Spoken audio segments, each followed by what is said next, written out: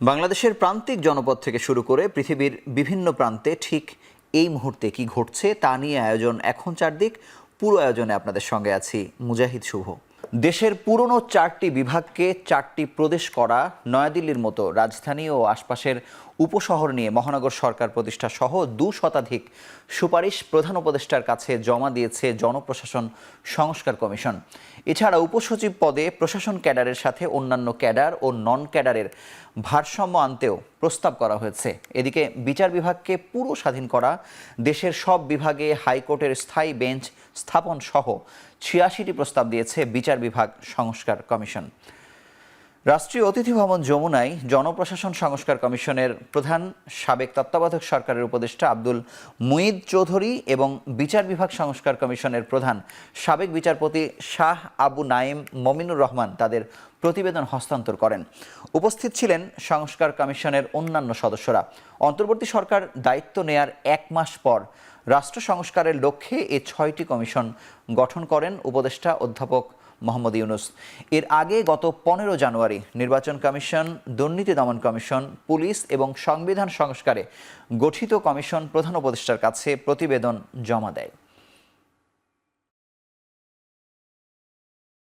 এখানে যে আসার কথা শুনিয়েছেন সেটা এই যে সংক্ষিপ্তসার যেটা আমাদেরকে দিলেন সেটাতেই এত আশা জায়গায় যে হয়তো আমরা এটার থেকে মুক্ত হব, আমরা সত্যিকার ভাবে নাগরিক হিসেবে অধিকার ফিরে পাব। এটাই আমাদের প্রত্যাশা এবং আপনাদের এই রিপোর্টের মাধ্যমে সে প্রত্যাশা পূরণ হোক। আজকের যে এই 2টো ভলিউম আমরা গ্রহণ করছি রিপোর্ট হিসেবে, এটা পৃথিবীর সম্পদ হিসেবে, জাতির সম্পদ হিসেবে এবং পৃথিবীর সম্পদ হিসেবে আমরা গ্রহণ করলাম। শেখ হাসিনা ভারতে থেকে যদি রাজনৈতিক কর্মকাণ্ড পরিচালনা করে তাহলে এর দায় ভারতের। তাদের কাছে জবাব চাওয়া হবে বলে জানিয়েছেন অন্তর্বর্তী সরকারের তথ্য ও সম্প্রচার উপদেষ্টা নাহিদ ইসলাম। বাংলা একাডেমিতে প্রধান উপদেষ্টার সিনিয়র সহকারী প্রেস সচিব আহমদ ফয়েজের সংবাদপত্রে জুলাই অভ্যুত্থান গ্রন্থের প্রকাশনা অনুষ্ঠানে উপস্থিত থেকে তিনি কথা বলেন। এ সময় প্রধান উপদেষ্টার প্রেস সচিব বলেন, জুলাই আন্দোলনের সকল হত্যাকাণ্ডের ভিডিও নথিভুক্ত আকারে ভালোভাবে সংগ্রহ করা হচ্ছে, যাতে করে 72 সালের মতো অপরাধীরা নিজেদের নির্দোষ দাবি করতে না পারেন। অনুষ্ঠানে উপস্থিত অন্যান্য বক্তারা জুলাই আন্দোলনের সকল ইতিহাস সংরক্ষণের তাগিদ দেন। আইনি জায়গা থেকে শেখ হাসিনাকে ফেরত চাবো, কিন্তু শেখ হাসিনা সেখানে থেকে যদি রাজনৈতিক কর্মকাণ্ড করে এর দায় ভারত সরকারকে নিতে হবে। সে যদি ভারতের থেকে তার বক্তব্য প্রচার করে রাজনৈতিক মিটিং করে, তো এটার দায় অবশ্যই ভারতকে নিতে হবে এবং ভারত সরকারের কাছে আমরা এটা জবাব দিতে চাই। 2024 এর যে মহৎ, এটা খুবই আনপ্রেসিডেন্টেড একটা আন্দোলন। আমাদের স্টুডেন্টরা এটার সম্মুখভাগে ছিলেন, তারা এটাকে লিড দিয়েছেন। এবং এইটার একটা খুব বড় জিনিস যেটা হচ্ছে যে এটাকে প্রত্যেকটা ইভেন্টকে ধরে রাখা। কেউ এসে ক্লেম করতে পারবে না যে না আমি এটা করেছি বা আমি ওইটা করেছি। সবাই জানে কে কি করেছে, কার অবস্থান কি ছিল, এবং ডকুমেন্টেশনগুলো খুবই ব্রিলিয়ান্টলি হচ্ছে। নাইকো দুর্নীতি মামলায় সকল সাক্ষীদের সাক্ষ্য গ্রহণ সম্পন্ন হয়েছে। বেগম খালেদা জিয়ার আইনজীবী আমিনুল ইসলাম জানান, সর্বশেষ সাক্ষী মামলার তদন্ত কর্মকর্তা সাইদুর রহমান সাক্ষ্য দেন। এ সময় তিনি বিএনপি চেয়ারপারসন খালেদা জিয়ার বিরুদ্ধে কোনো অভিযোগ আনেননি, বরং তিনি জানিয়েছেন মামলার প্রতিবেদন জমা দেওয়ার সময় খালেদা জিয়ার বিরুদ্ধে দেয়া সারসংক্ষেপ তিনি অনুমোদন দেননি। আগামী 13 ফেব্রুয়ারি সাক্ষীর রেকর্ড শুনানি ও আসামিদের সাফাই শেষে মামলার রায়ের তারিখ জানানো হবে বলে জানান বেগম জিয়ার আইনজীবী। দুর্নীতি দমন কমিশনের পক্ষ থেকে আজকে পর্যন্ত 39 জন সাক্ষীর সাক্ষ্য নিয়েছে। আজকে 39তম সাক্ষী ছিল দুর্নীতি দমন কমিশনের তদন্তকারী কর্মকর্তা জনাব সাইদুর রহমান সাহেব। তার এই সাক্ষীর মধ্য দিয়ে মামলার প্রসিকিউশনের সাক্ষীর কার্যক্রম শেষ হয়ে গেল। আগামী 13 তারিখে 13/2/2025 তারিখে এই মামলার 342 ধারায় পরীক্ষা হবে এবং তারপরে আর্গুমেন্টের ডেট এবং রায়ের মধ্য দিয়ে হয়তো মামলার বিচার কার্য শেষ হবে।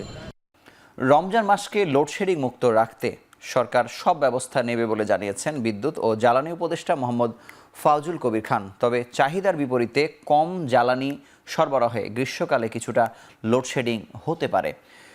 রমজান ও সেচ মৌসুমে বিদ্যুৎ সরবরাহ নিয়ে সংবাদ সম্মেলনে উপদেষ্টা বলেন, এই মুহূর্তে বিদ্যুতের দাম বাড়ানোরও কোনো পরিকল্পনা নেই।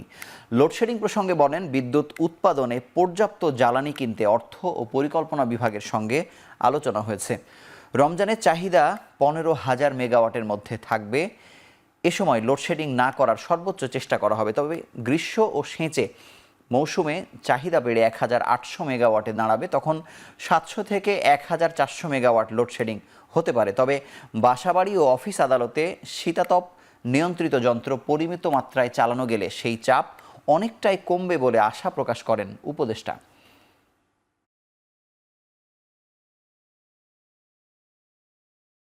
আমরা ইনশাআল্লাহ চেষ্টা করব রোজার মাসকে সম্পূর্ণভাবে লোডশেডিং মুক্ত রাখতে। রোজার মাসের জন্য বিদ্যুতের জন্য 900 MMCFD গ্যাস দেওয়া হয়। এই রোজার মাসের জন্য এটা 1200 MMCFD-তে উন্নীত করা হবে। আমরা যদি এই 18-19-এ না রেখে 20 এসব ইয়েতে না রেখে আমরা যদি এয়ার কন্ডিশনারগুলোকে যদি 25-26 করতে পারি, তাহলে কিন্তু 3,000 মেগাওয়াটের 2 থেকে 3,000 মেগাওয়াটের মতো ওই যে কুলিং লোড কমে যাবে। গ্যাসের অবৈধ সংযোগ কাটা অব্যাহত রাখবো এবং বিদ্যুতের অবৈধ সংযোগ কাটা অব্যাহত রাখবো। দুদকের মামলায় বিএসইসির সাবেক চেয়ারম্যান শিবলি রুবায়াতুল ইসলাম ও ঠিকাদারি প্রতিষ্ঠান ম্যাক্স গ্রুপের চেয়ারম্যান ইঞ্জিনিয়ার গোলাম মোহাম্মদ আলমগীরকে কারাগারে পাঠিয়েছেন আদালত। মহানগর দায়রা জজ মোহাম্মদ জাকির হোসেন গালিবের আদালত এ আদেশ দেন।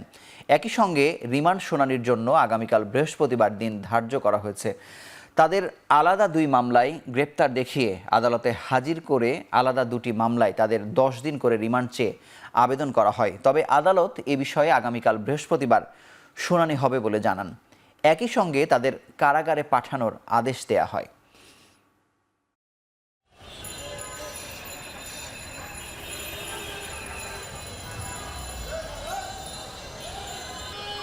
শেল ব্যাংকের মাধ্যমে বাংলাদেশে উনি কিছু ডলার আনছেন, সেটা 3 লক্ষর উপরে তার ভিতরে 1,82,00,000 টাকার মতো ওনার অ্যাকাউন্টে সেই টাকাটা ঢুকছে। এই টাকাটা আসলে শেল ব্যাংকিংয়ের মাধ্যমে কীভাবে আসছে এটা আসার কথা না। আদালতের যে নির্ধারিত সময়কালের শেষ সময়ে ওনারা আসছে বিধায় ওই আদালত ওনাদের দরখাস্ত সঠিক সময় উপস্থাপন করতে পারে নাই বিধায় বলছে যে আগামীকাল এই রিমান্ডের আবেদনটা শুনানি হবে। সেন্ট্রাল আফ্রিকান রিপাবলিকের সশস্ত্র বাহিনীর চিফ অব স্টাফ জেনারেল মামাদোয়া জেফরিন শিখা অনির্বাণে শ্রদ্ধা জানিয়েছেন। এর আগে ঢাকা সেনানিবাসে তাকে শুভেচ্ছা জানান সেনাবাহিনীর সিনিয়র কর্মকর্তারা। শ্রদ্ধার পর তিনি সেখানে কিছুক্ষণ নীরবে দাঁড়িয়ে থাকেন। পরে সেখানে থাকা পরিদর্শন বইয়ে সই করেন। শ্রদ্ধা জানানোর পর সফররত chief of staff general Mamadou জেফরিনকে গার্ড অব অনার দেন সশস্ত্র বাহিনীর সদস্যরা। পরে তিনি একটি বৃক্ষরোপণ করেন।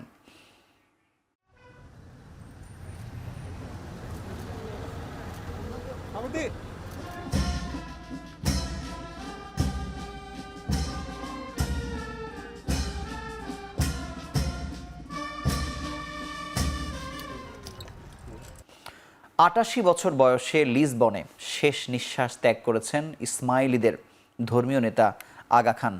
সামাজিক যোগাযোগ মাধ্যম এক্সে বিষয়টি নিশ্চিত করেছে আগা খান ডেভেলপমেন্ট নেটওয়ার্ক।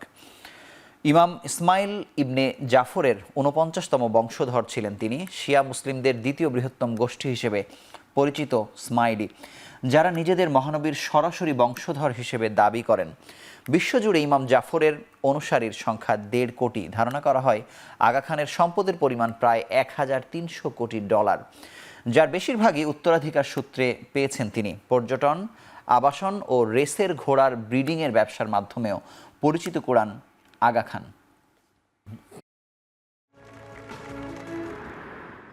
শেষ করছি এখন চারদিক। সঙ্গে থাকার জন্য ধন্যবাদ।